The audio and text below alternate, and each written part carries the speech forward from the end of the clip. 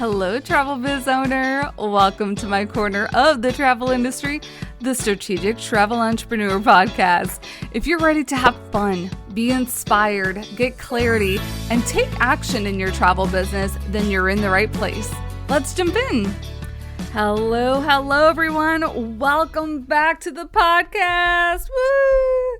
It is another solo episode with yours truly on what is a hot button topic, etiquette. And I'm sure that if you follow me on social media, I have what I call Rita's rants, and I can get into like Rita's ranty mode. And I have a feeling that I might go off on a couple of these things when we dive into etiquette. But before we dive into etiquette, because I know this is going to be a very honest conversation. And I also want to come out of it and come into it with assuming innocence, because I know there's tons of newbies to the travel industry that may not know some of these things. Even though I think some of these things, or I feel like some of these things can be common sense. I'll never forget when someone said common sense isn't common. Haha. So we'll get into etiquette, and when I say etiquette, we have a lot to cover when it comes to FAMs or supplier events. And then we have just some general business etiquette that I think you should be cognizant of in your business. Some of these things have happened to me. I have been guilty of one of these things, and I'll be honest, and I will be upfront, and I'll call myself out because I think that's important as well. I'm not going to call anybody else out because again, I do want to come out this with assuming innocence first, and we'll talk about that a little bit more later on as we get involved. But I wanted to give a huge shout out because I haven't been able to do listener shout outs in a couple of weeks because we have had our Black Friday event happening. So first and foremost, thank you so much, everybody, for killing it, really. I don't know if you just went on the Black Friday event website or if you shared it out, but we got a 400% reach on Black Friday this year. And that is in huge part to you and all of my partners for the event.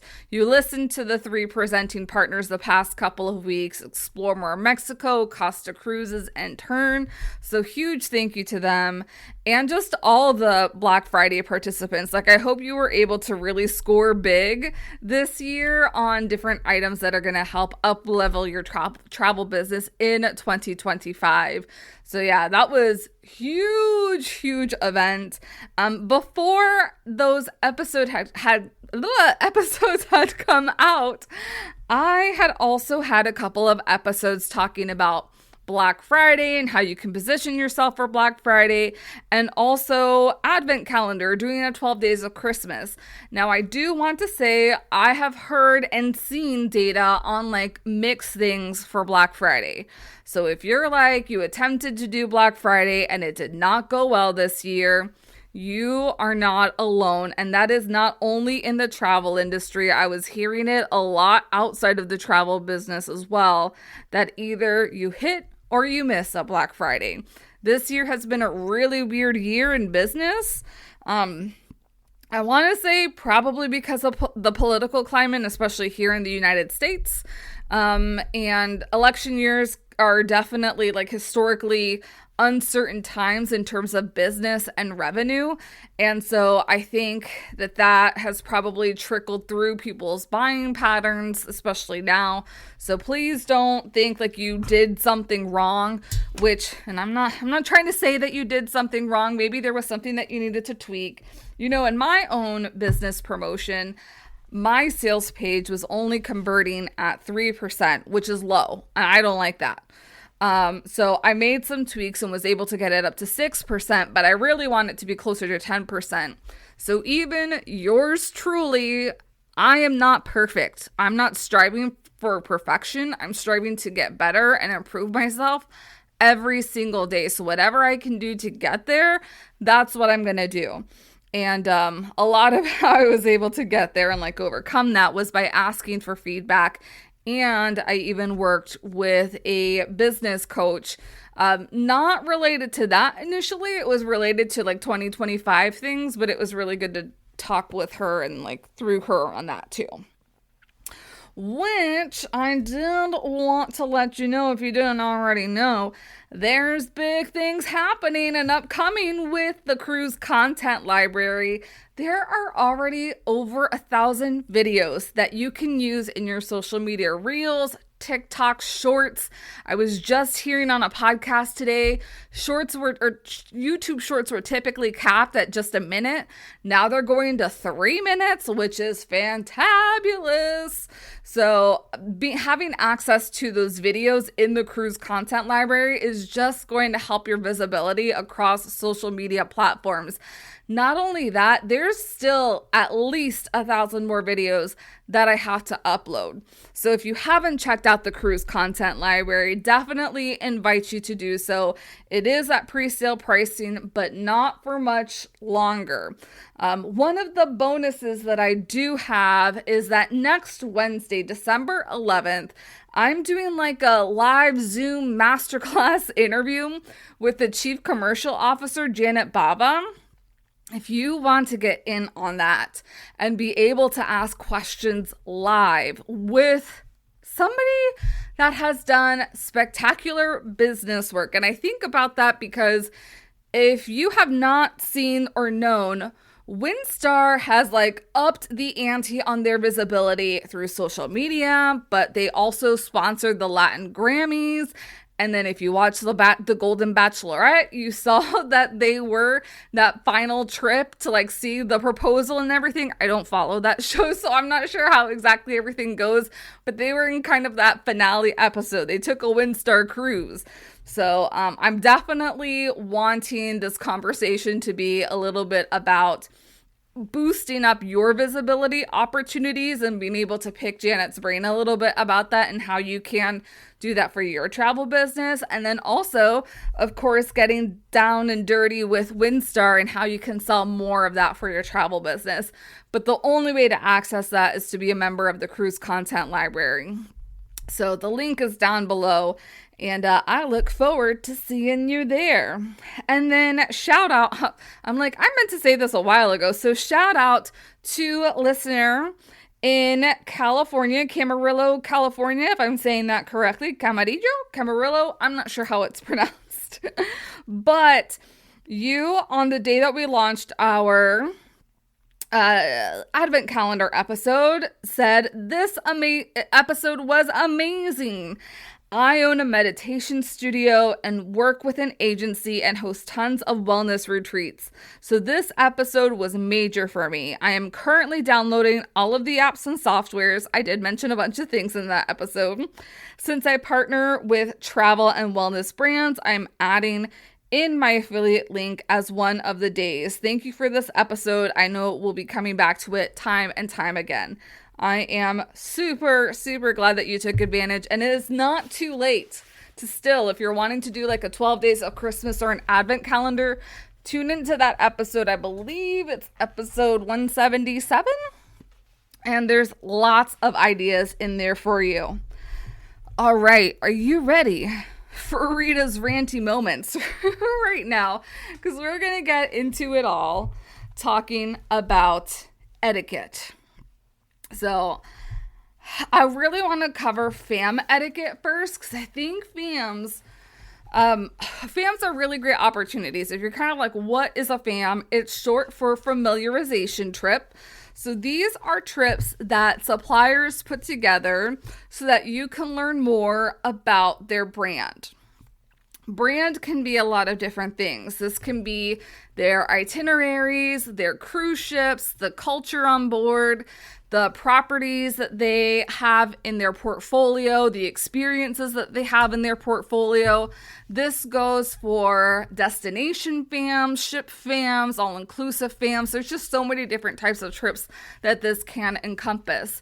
And typically, to go on these FAMs, you are given a deeply discounted rate because these suppliers want you to experience their insert destination ship, all-inclusive resort here, so that you can sell more of it, so that you are better equipped to sell more of it when you go back home. This is not a trip that you get discounted and you're able to travel the world. So that is Rita's Rants 1, and I'm not even going to count because we have a lot of counting to do. But this is a professional opportunity. Once you sign the dot on getting applied for a FAM, paying the invoices and all of that, you have become an extension of their brand. You really have to think of these trips. They are business trips. They are work trips. These are not professional trips, or these are not personal trips. These are not party type trips, because I know I've been on FAMs where I've seen y'all partying. And that's also saying, it's not that you shouldn't have a good time, but there's certain boundaries and borders that you shouldn't really cross. And I'll share some of my real life situations. So I hope that this episode is 1, educational, and 2, it does give you a good laugh here or there. Now, I have put a list together, but I have also gone to some colleagues and I've asked in the Facebook group. So this really is a culmination of how quite a few of us in the industry feel. So first things first is that you have to know that it is an honor and a privilege to go on a FAM. It is not a right. I repeat, going on a FAM is not a right. It is a privilege, and you should act like it is a privilege. Like I was saying, you need to act like you are almost an employee of this company, meaning that you are getting this benefit on behalf of the work that you're doing. So you should act proportionately to that. For me, this means being kind to people that are working, being thankful to people that are working. We're going to leave that diva attitude. That diva attitude stays at home, or that diva attitude goes with you on personal trips. These are professional trips. The attitude doesn't come along on this trip. I know I'm going to be bouncing around a lot back and forth, so just bear with me here as I combat some of these ideas here. Kind of thinking along those lines, this is one of the biggest thorns in people's side, because this is not a personal trip. And I'm also not trying to be like the parent and your mom and be like, you shouldn't be doing that. But I do want you to be cognizant when you sign up for a FAM or apply for a FAM, there are terms of conduct. There are certain waivers that you have to sign and agree by. So the biggest one that I think kind of does not get followed really is that acting professional while you're on a FAM, dressing like you're a professional, and alcohol. I think alcohol is one of the biggest issues that pops up on FAMs. And that's where you have to remember that this is a professional trip. So if personally you wouldn't mind how many drinks that you get or how your personality changes, that's totally fine. That's your personal trip. You can do whatever you want. Especially even in closed doors, if it is a professional trip, if you want to drink in your cabin, in your room by yourself, do whatever it is. Please be responsible. That's the most important thing. You need to be extra responsible when you're on these trips, because there have been so many times where I've witnessed people who have drunk one too many drinks and then chaos just abounds. It is not fun for the crew or the people that are working, the employees at the resorts, and it's definitely not a good look for the people, the other travel advisors who are traveling with you when something like this happens, because it's not just your reputation on the line. People are also going to be thinking that the other travel advisors that you condone, that everybody condones this type of behavior. And everybody most definitely does not condone that type of behavior. So what I want you to take away from this is, please, like, if alcohol may be an issue, you need to be a little bit more reserved, especially when you're on fam trips. I say this too because on a recent fam that I assisted with, some people were partying a little too much and actually damaged some of the audio equipment on board that the crew had to have it like taken out and repaired. That, like, it shouldn't be even taken to that level, but clearly it is. And it just, do better. It's the best way that I can put it out there. And I know many of you probably don't fall along this line. So, but we have to do better collectively. So even if you know a colleague like this or that can be like this, do your little whatever you have to say and be like, remember, you've got to be on your best behavior for this thing. Also, on FAMs, and this is not just a FAM thing, like I think about this for ship inspections, I think about this if you're having like regional events. Show up. Most likely paid to go on this FAM. Show up for the events. And not only show up, but be attentive to the events of these FAM trips. Events can be tours of rooms, tours of different properties. It can be a certain experience that the tour operator or the DMC wants to make sure that you have, or the cruise ship wants to make sure that you have. Now, I will say, we are not robots, and so we can't be and do everything all the time. So I do also want you to prioritize self-care. So if a nap is more important at certain times, that may be what needs to happen. But I can't tell you how many times I have been on a ship inspection and there's been a slew of people who signed up for the ship inspection and just don't show up. And similarly, like I've signed up for dinners, local dinners, and again, people just not showing up. It's just downright rude.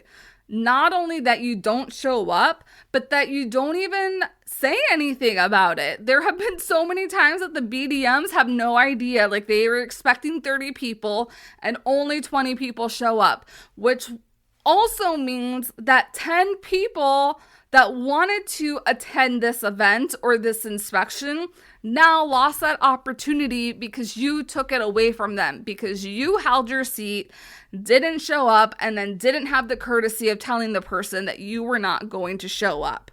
I'm sorry, I know I'm saying like this, like I'm accusing you, but I'm sure, at least I'm hoping very much that this is not you. So please, like, again, do not take this personally.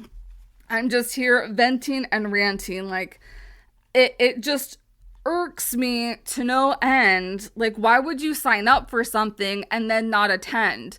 And then for a lot of these FAM events, so I come from the cruise background and I help a lot with cruise FAMs.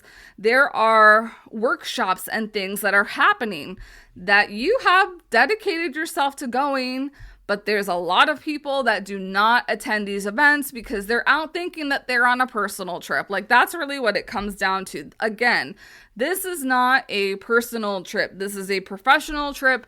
And part of that is not only experiencing the brand, but also learning how you can really sharpen your skills.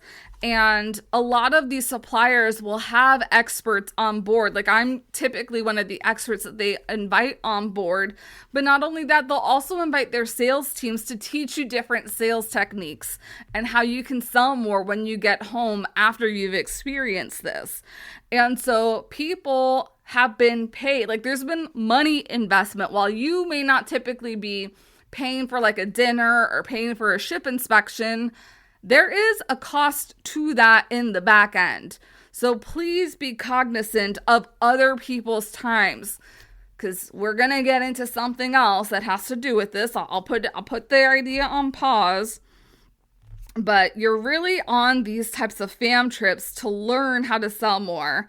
So you please just have the common courtesy to show up as you said you would when you signed on the dotted line.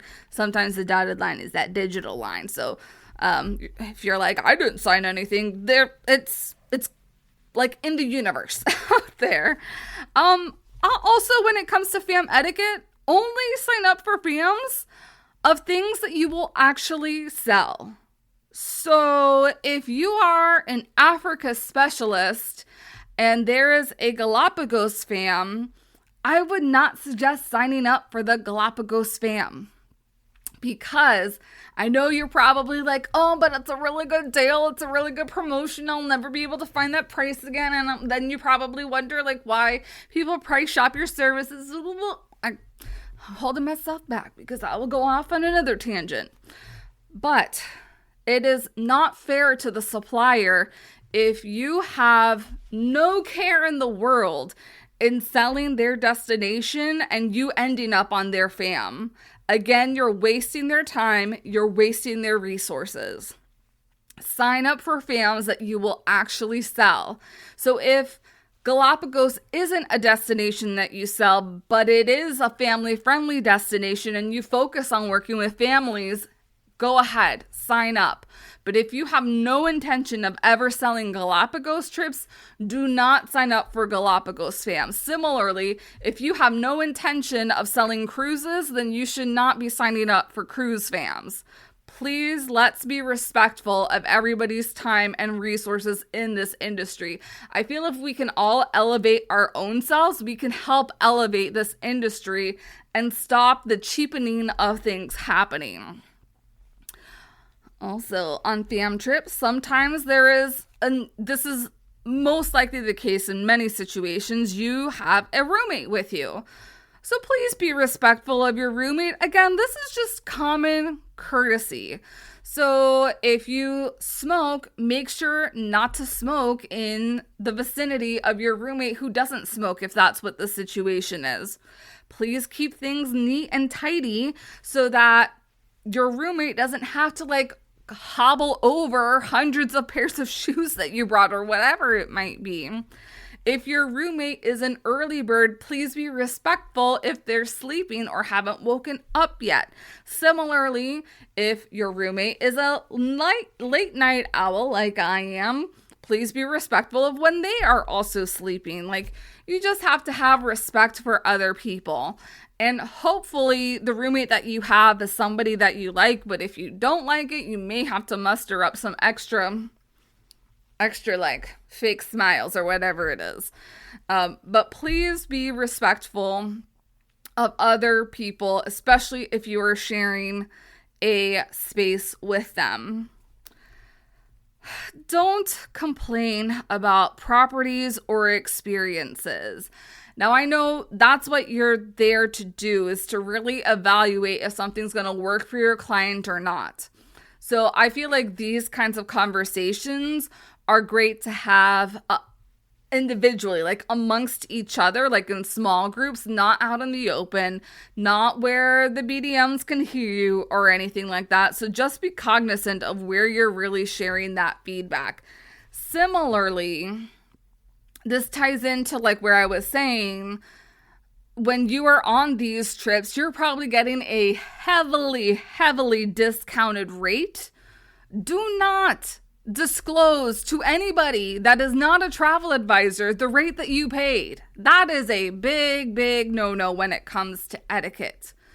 Similarly, when you are on FAMs, you are not supposed to poach anybody that is not a travel advisor to be a client of yours on these trips. That's another huge no-no. That's not what these trips are for.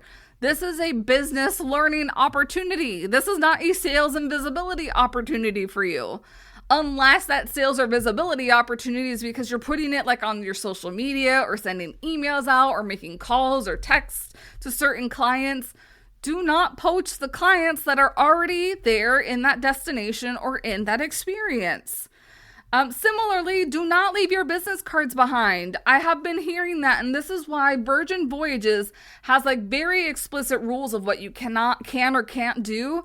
Because I guess I was hearing People were leaving their business cards on fam trips or ship inspections, like in the bathrooms. And I'm like, that is disgusting.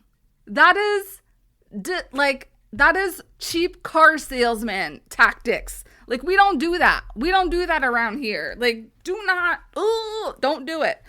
I don't know who might be teaching something like that, but we don't do that here. That is gross. Like, that is the quickest way. Like, I will not do business with you. Be on time. Now this can, especially I know there's lots of events that happen or that can happen on some of these fam trips. There is that old adage, I don't know how old exactly it is, but 10 minutes is early is on time is late. So please just keep thinking about that. I know myself, I do not like waking up early in the morning. So I have to set multiple alarms myself to make sure that I show up to things on time. So please be on time to things, because if you're not on time, you just delay, again, everybody else, or you miss out on the experience that you're supposed to have. Also, do not be working on something that's not related to the fam while you're on fam time. So I know there's a lot of people, and this is like a big thing that we have to adjust within the industry as well. Always working at like 24/7, but especially if you are on the fam, that is your work. It is not that you have to book Susie Q on a competing cruise line. Your work is to be attentive on this fam, which means that you should not be working while there are fam sessions that are happening. Again, that's just plain rude, and it just feels kind of icky that like I'm being like, yes, I want to support XYZ cruise line, but I'm booking this other cruise line instead. It's just like, come on, let's just be respectful. That's really what all this comes down to. Physicality is another thing that was kind of brought up, and this is something that I'm also cognizant of, especially when I think about ship inspections. Because if you have not attended a ship inspection, and if you're kind of like, what's a ship inspection? You're pretty much inspecting a ship, but you get invited by different cruise lines to come inspect the ship. So it's typically start around like 10 in the morning. You're typically done by 2 p.m. and you are running your booty around the ship. Not literally, but it is fast-paced walking, going up and down stairs. They're being a little bit more elevator friendly now, especially when the ships are like 20 decks tall and all that. But you have to be cognizant of physicality. And they say this when you sign up for ship inspections. And I know on resort fams as well, like you'll get a list of, this is a very strenuous activity, or this is a very strenuous a tour, or whatever it might be. There's going to be a lot of walking. Make sure that you wear the appropriate walking shoes, and all that is super important. If you don't think you can handle it, it may not be the best time for you to attend this ship inspection or this fam trip if there is a lot of walking and activity.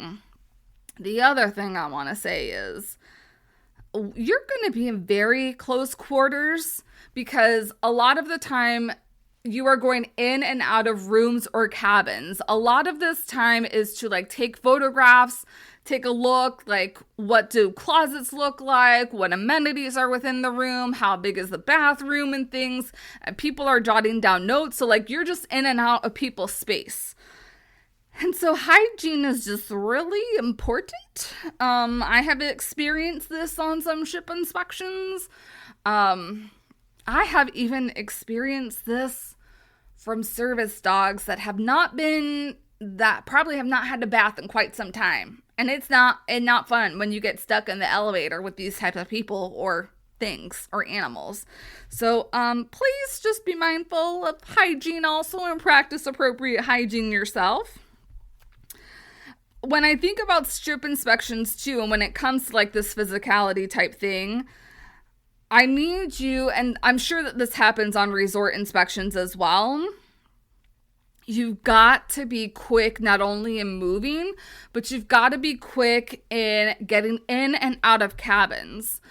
So there's a lot of people that are wanting to get content for all of their clients. You've got to be respectful so everybody has their own time to get as clear of pictures or videos as possible. Now, I don't know if I want to share the side tips and then everybody starts doing it, but sometimes like when I'm on ship inspections, I tend to be one of like the last people, so I don't have to like worry about as many people.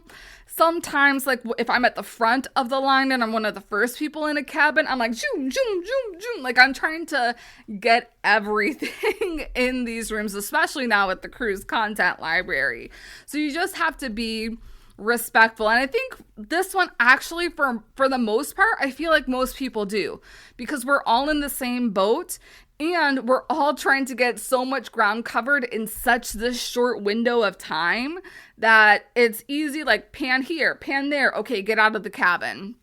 But if you have never experienced that before, don't know what it's like, just know like ship inspections are fast, super fast, and just please be mindful and respectful that everybody can get the content that they are looking for. Also, show up. This kind of like goes back to what I was just mentioning.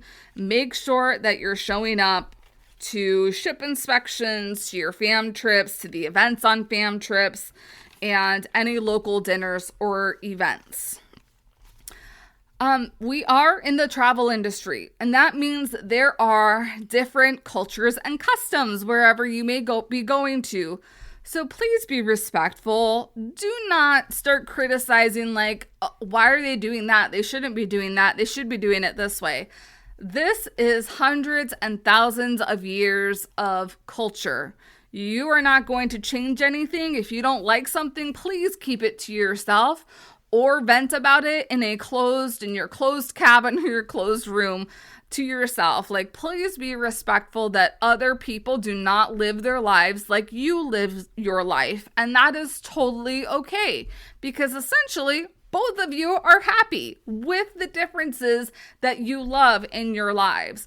So please be respectful, and please also like, this is why many of us are in the travel industry, because we're curious and we want to get to know the world and we want to be immersed in these other cultures and customs. So if there is something that might make you a little bit uncomfortable, a little bit queasy, something that you may not want to try or taste, please be as respectful as possible when you are declining something. This one was brought to my attention. I was like, people do this? Do not bring a +1 unless you have permission to bring a +1 to events. And I'm like, there's some things I just don't understand why people like do certain things. And that's like, I would never bring my partner to a travel event unless I've been given permission to bring them. Like, it's absurd, but common sense isn't common.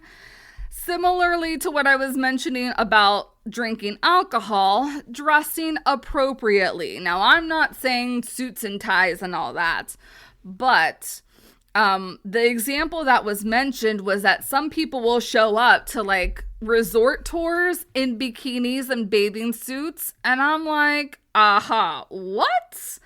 No.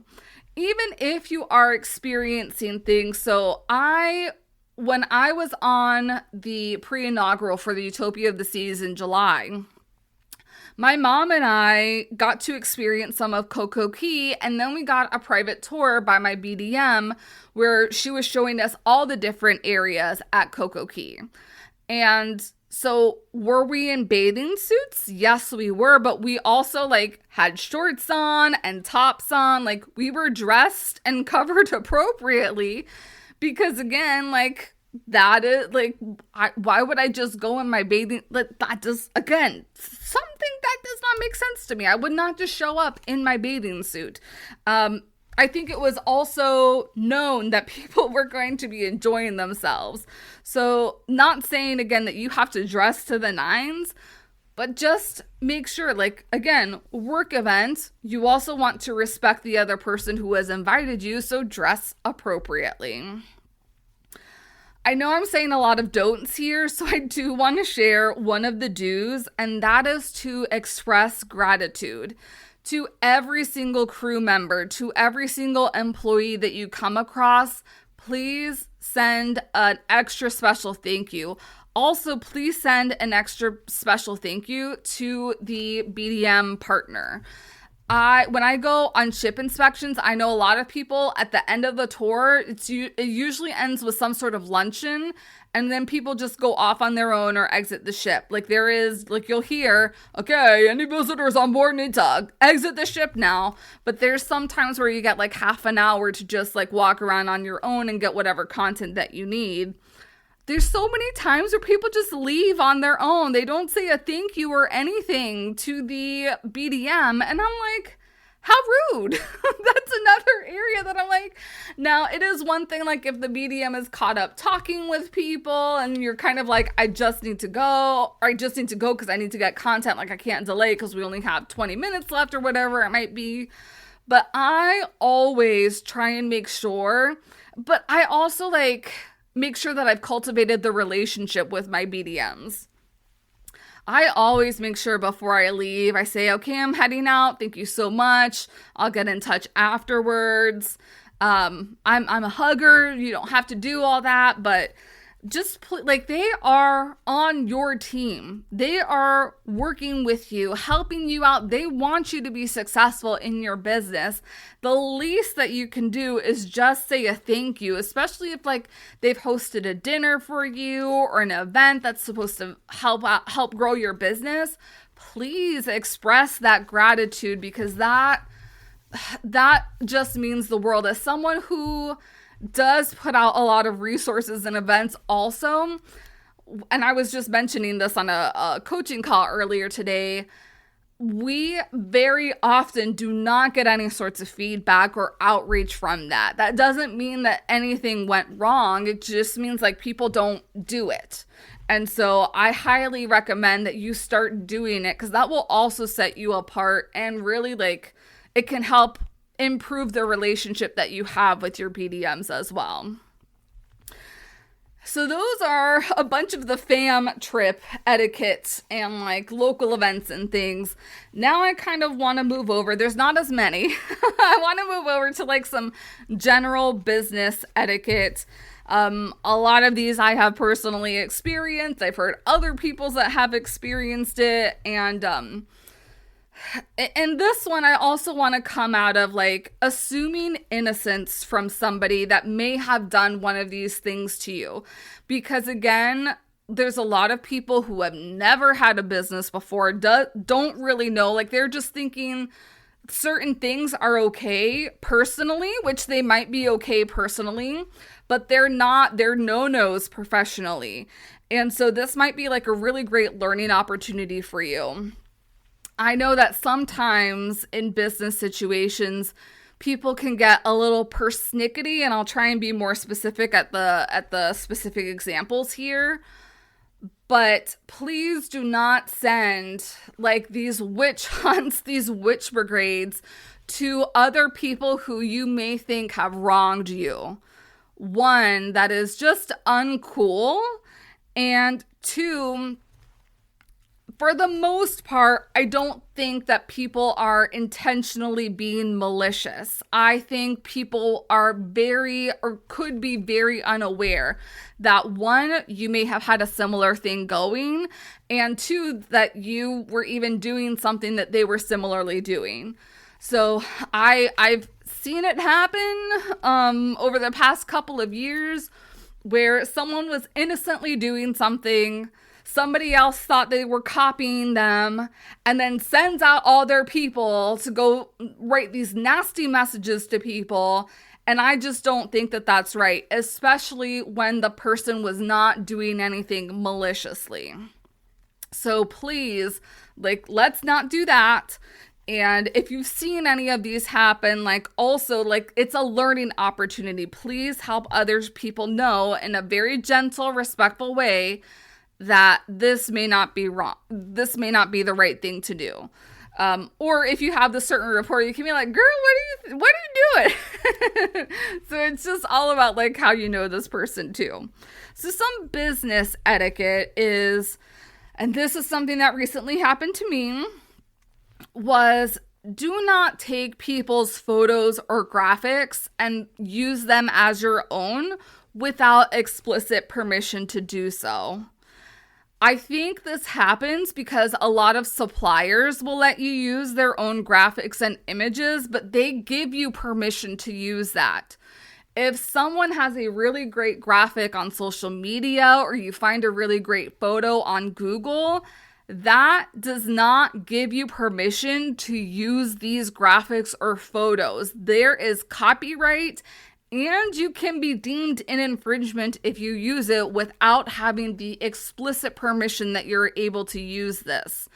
So unless like you have access to something like the cruise content library where you do have single user access, something like a travel agent collective like Nikita has where you can use different photos and videos for your travel business, signing up for those things gives you permission to use those things.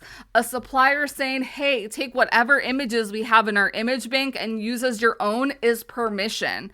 If you don't have that permission, do not use people's it's not until physical property or digital property as your own.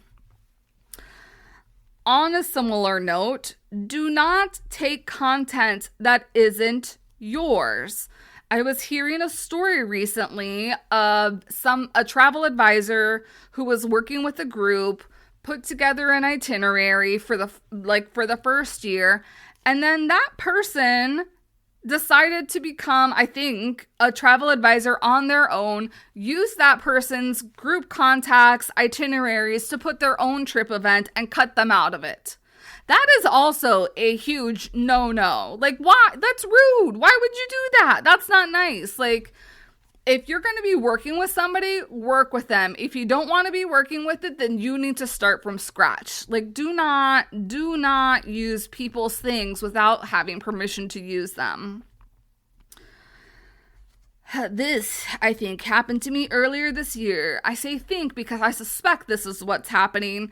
I didn't know that this was happening until I had seen a Facebook group mention this. This comment was for something else. Let me jump up to that. Hold on. I went out of order here in my mind. So I remember listening or reading something that was saying, who is training people to sign up for discovery calls so they can experience what you do as a travel advisor? And I was like, what? People are doing that? And then it happened to me.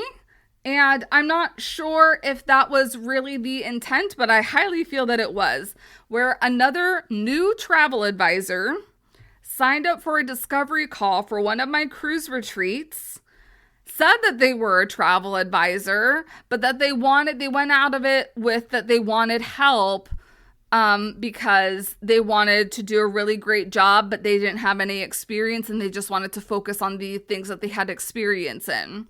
Then never heard from that person ever again.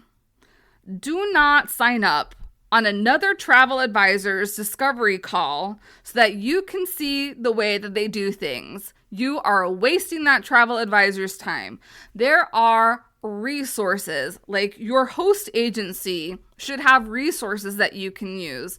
Worst case scenario, I know that Host Agency Reviews has gotten permission from travel advisors to have recorded discovery calls up on their website so you can walk through the process of a discovery call with a travel client.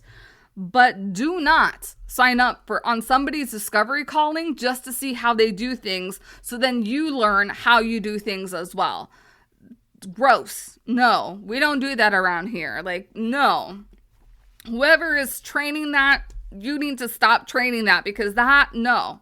You're wasting people's times here, especially if they are needing to grow their revenue. If they've got a book of clients that aren't even real clients, no, that's disrespectful.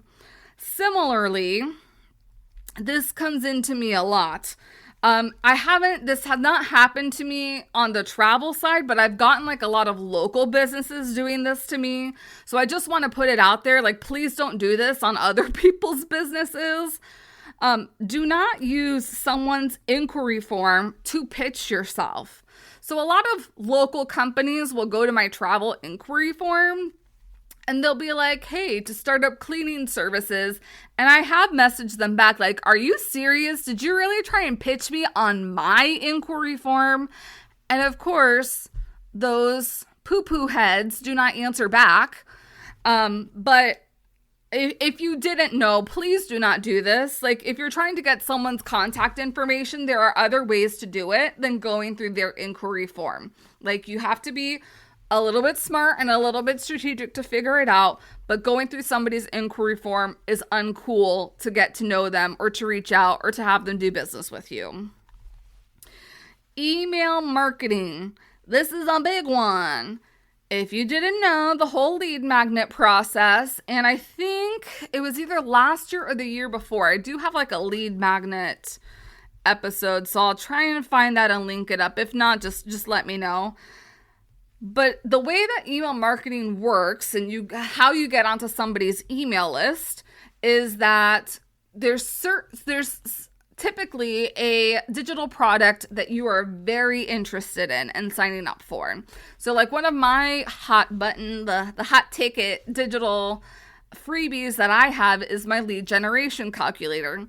When you sign up for anybody's freebie, you get added to their email list. That's kind of like the price of admission and that is why you also want to have an enticing lead magnet for your own travel business, because you want people to be able to trade their email address for something that is going to be of really good value to them. After you sign up for that, you get on somebody's email list and they will typically email you on a weekly, bi-weekly, or monthly basis. That's just how email lists work. There's so many times that I've heard from other people and that I have experienced myself where people will be like, I didn't sign up for this. Yes, you did. People bad people will just randomly add email lists and start emailing, but I will never email you unless you have given me your email address. Similarly, there's a lot of other coaches and educators, and you yourselves as business owners, like, don't add people to your email list unless they have elected to be on your email list, one. And then two, like, if you want people added, like, you have to provide them something of value, like the lead magnet, or just say, hey, do you want to be on my email list? Something like that where they can physically add on. If you don't want to be on somebody's email list anymore, it is a law that at the bottom of the emails, there needs to be an unsubscribe button. So if this is one of the mass emails, because sometimes people will email you individually, most of the times they're going to email you as a collective, and by law that unsubscribe button has to be there. So if you no longer want to receive somebody's emails, you don't have to say anything to them. Just hit the unsubscribe button, because some of y'all, not you, but some people can be very nasty when they're like, I don't want to get your emails anymore. Okay, hit the unsubscribe button. It just takes one click. It's not that hard. Funnily enough, I've had someone get onto my email list, mark me as spam. I automatically delete. Like, if you unsubscribe from my emails, I delete you off my email list. I do not keep you on there because you don't want to be on there. So why would I keep you on there? I'm going to respect what you said. Then she signed up for another lead magnet of mine and then marked me as spam again. That's a no-no. Like, no, I didn't add you. So also be cognizant of who you're marking as spam, because that can ding somebody very badly in the email marketing world. And I say this also for you to be cognizant of that also. The unsubscribe button is legally supposed to be on all the emails that you mass send out. Do not add anybody on your email list unless you have explicit permission, meaning they have told you they want to be on your email list or they have signed up for some sort of lead magnet to get on your list. Naming things. This is where there's been a couple situations in the industry where somebody might name something like the purple pen, and somebody else names it like you might name it the Purple Pen Club, and then I name it the Purple Pen Membership. Why would you name something the same thing but different with some differences? So I think that this is just a basic Google search. Like if you want to call your travel agency Purple Pen Travel, go look up and see if there's other Purple Pen Travels before you do something.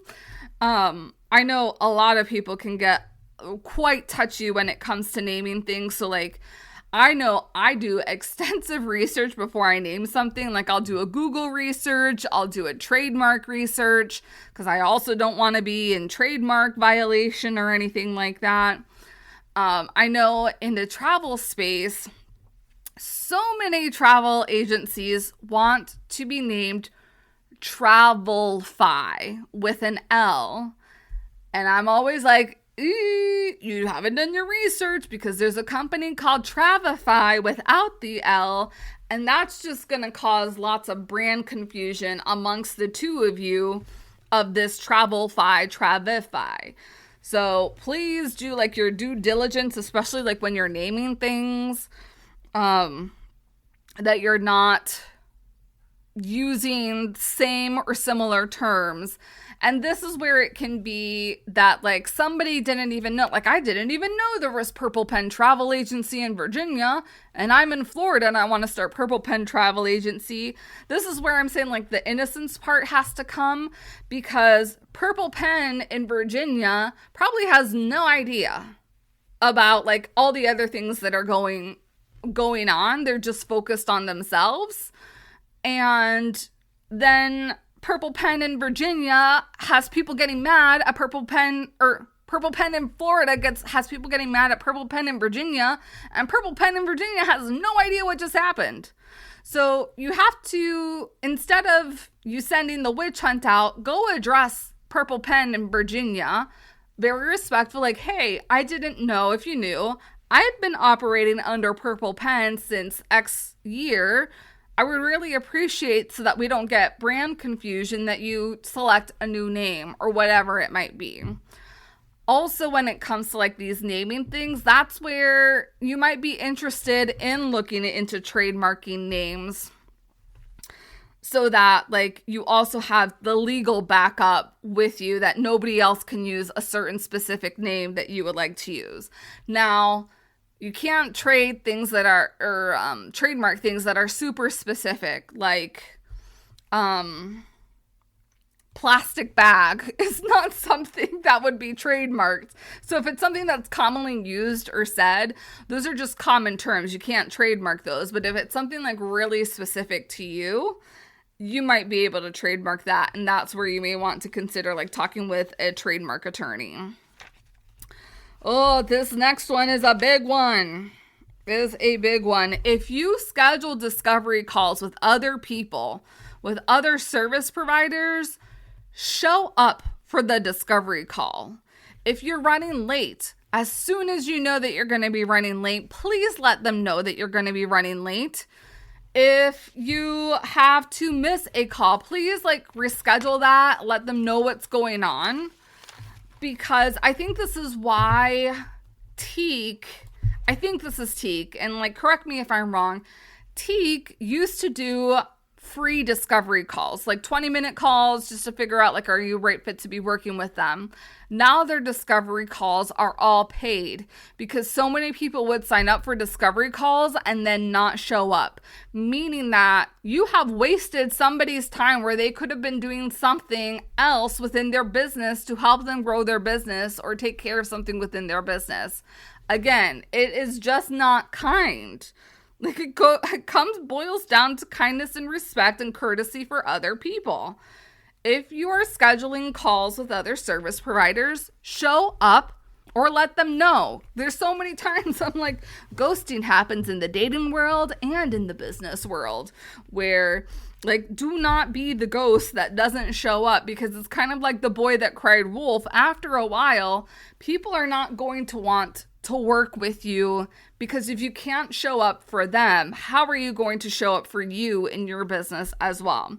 So please just be respectful of other people's time. And if you scheduled meetings or calls with them, show up, or at least let them know, hey, this is going on. I'm going to be a little late, or I can't attend today. I'm very sorry. I'll reschedule, or whatever it is.